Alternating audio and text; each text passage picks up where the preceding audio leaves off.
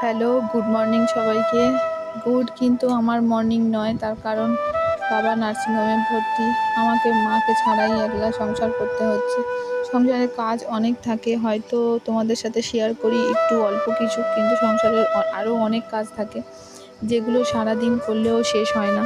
সকাল থেকে জল তোলা থেকে আরম্ভ করে স্কুলে নিয়ে যাওয়া থেকে আরম্ভ করে রান্না করা, একা হাতে নিজের হাতে সব কিছু সামলানো, সবজি কোটা সবই আমার নিজের একলাই করতে হয়।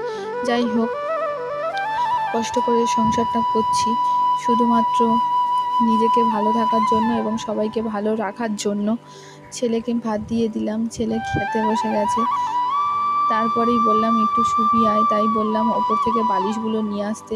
বালিশগুলো তো এনে দিল দুটো একসাথে। যাই হোক, সন্ধেবেলাও হয়ে গেছে, একটু চা করে নিলাম নিজের জন্য, যেটা না করলেই নয়। আজ